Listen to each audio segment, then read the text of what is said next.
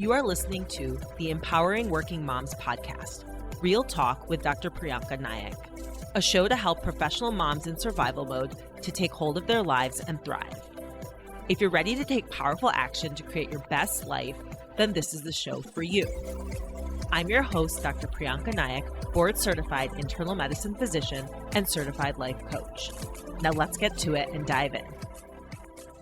You are listening to the Empowering Working Moms podcast, episode number 38. Well, hello there. Thank you so much for tuning in. I am thrilled to be bringing you this podcast. I'm recording it on a weekend. I actually happen to be on call, and I have been working so hard to revamp my online coaching program, and I'm super, super excited because I'm literally putting in there every single thing that I have learned through this journey of being a high-powered type A working/professional mom of two small children.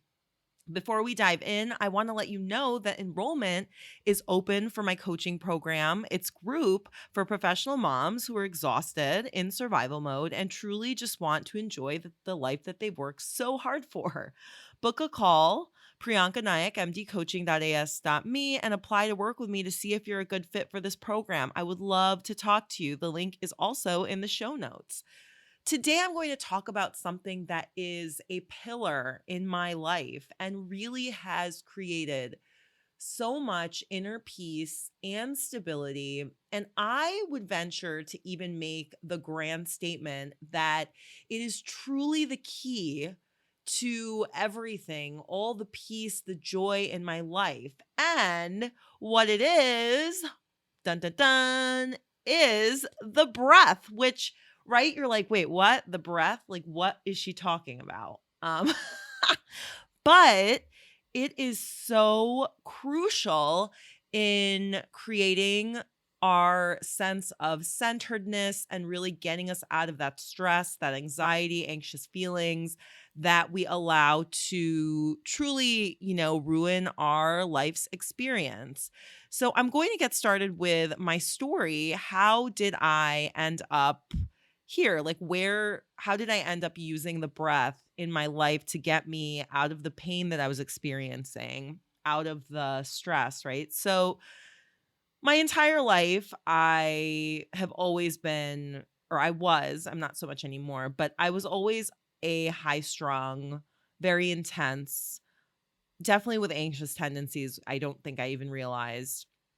And that was how I went about my life. And in some way, it's interesting. I was always thinking, always up in my head. And I was so proud of that. Like I thought that, oh, I'm really philosophical and I really give thought to stuff and all this kind of nonsense. My middle-aged self thinks that is really not healthy and not great. So I'm no longer like that. But in essence, when my older child was born almost 5 years ago, I was sleep deprived for so many months. And when I was getting up to breastfeed or pump at night, I put a lot of pressure on myself for all that for him. The sleep deprivation, particularly when I went back to working full time as a doctor, really affected me poorly. And I would obsess and plan, and I was so anxious. My brain would not shut off, and that made me even more exhausted. And I was miserable. I knew that I had to do something different. I had to make some changes. Otherwise, at some point, I was guessing that I would no longer be able to go to work because the spinning thoughts in my brain were so overpowering. So what did I do, you might wonder? I decided to give up pumping and breastfeeding overnight. I knew that I needed to sleep. So once I started sleeping, I started feeling like myself again, and that was a huge relief. But in addition to that, I began to work out because I knew that was a natural way to get endorphins going. So that was a part of my process. I started doing that, and I still exercise 4 to 6 days a week today, 5 years later. And more importantly, because this is really what I'm going to talk about today, I began meditating, specifically practicing mindfulness meditation almost 5 years ago. I cannot believe that. I've been doing it for so long.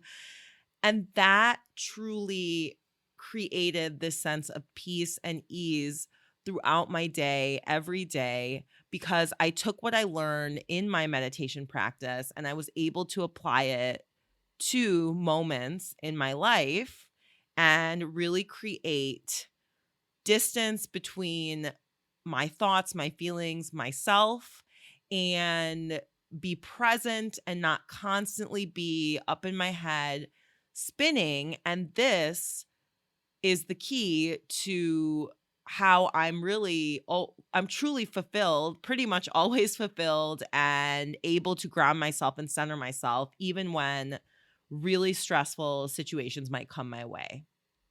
So while we are alive, right, we know we have our breath. We can count on it to be there. Our breath really serves as this anchor and it can stabilize us, especially when we learn to connect to our breath. It helps us connect to our bodies and get out of our heads.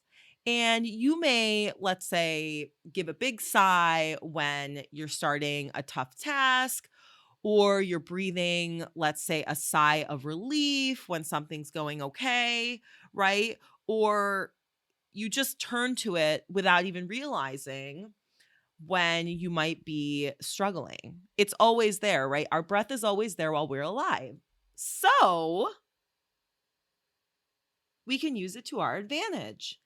The breath really will center you if you take the time and effort, which it doesn't take that much, to focus on it when you're feeling, let's say, sad, angry, lost, anxious, depressed, lonely, any of those things, or even if you're feeling happy and you want to just sit with that happiness. It allows you to be right there without having your mind wander because really the default mode network is all of the noise in our brains, the constant spinning, constant thinking about things that have nothing to do with the here and now, which is really where life is.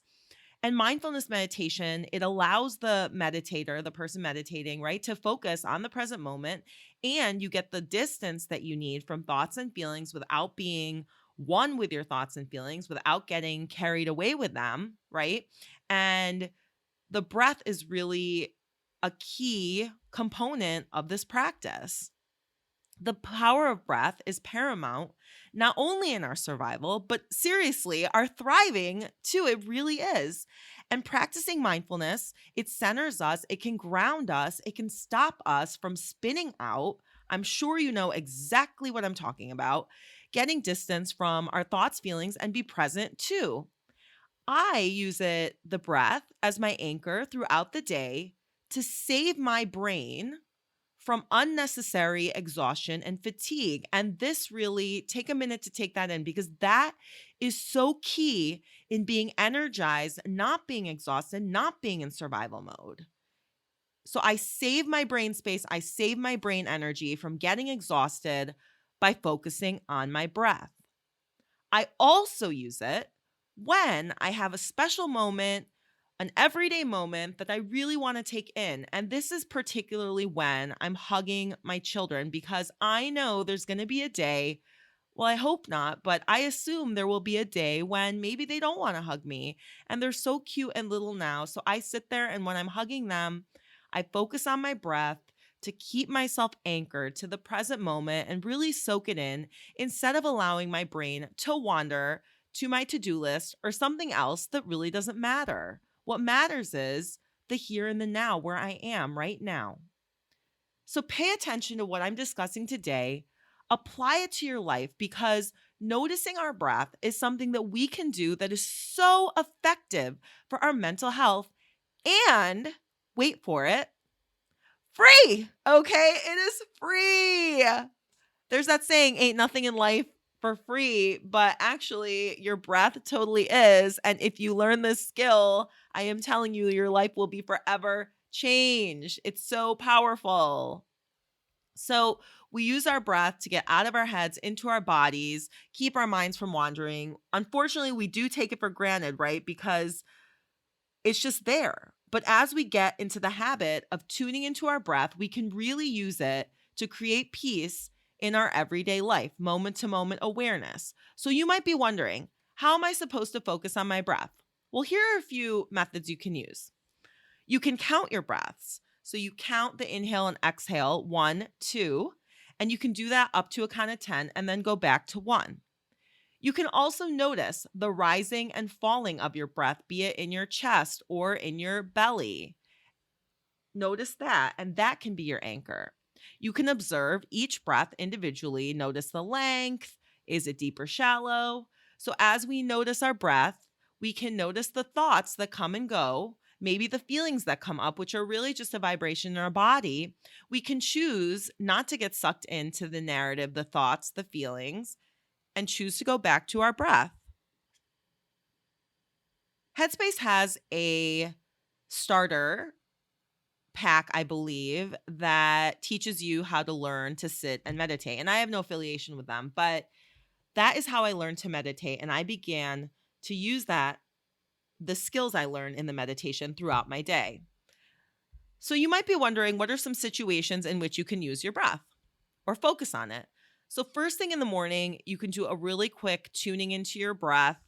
You could sit and do a quick meditation in the morning. And also, the last thing in your day, when you're lying on your pillow, you want to relax and go to bed, you can also focus on your breath and get out of your head. When you're feeling stressed or anxious, you can focus on your breath to observe the feeling of stress or anxiety in your body, notice it, and then you really start to see how it's not as harmful as you're perceiving it to be. Or if you want to take in any given moment, like I talked about, like I do when I'm hugging my kids, you can focus on your breath to really just be present. So try any and all of these methods. See how it goes for you. I promise if you do this day to day, you truly will learn to find that peace, center yourself no matter what. And I also suggest adding a few minutes of meditation daily as well, if you can swing it, which you totally can, but choose to do that. Let me know how it goes. Find me on Instagram at Dr. Prianca. Shoot me a message, and I want to hear how you're doing, because I know that this is going to change your life just like it did mine. And mindfulness is actually a key pillar in my online coaching program, From Surviving to Thriving, Build Your Best Life, because it is so important in creating that sense of peace, ease, getting out of the stress and exhaustion. And enrollment is open for this group coaching program. It's for professional moms who are totally exhausted, but they want to enjoy their life because they've worked so damn hard, right? So book a call with me, Prianca Naik, mdcoaching.as.me. Apply to work with me. I would love to talk to you, see where you are. The link is in the show notes. Thank you so much for tuning in, and I will talk to you next week. Thank you for listening to this episode of the Empowering Working Moms podcast, Real Talk with Dr. Prianca Naik. If you are ready to get unstuck and out of survival mode to live your best life, I want to invite you to book a free 30-minute consultation call with me. To get started, visit priancanaikmdcoaching.as.me. Link in the show notes.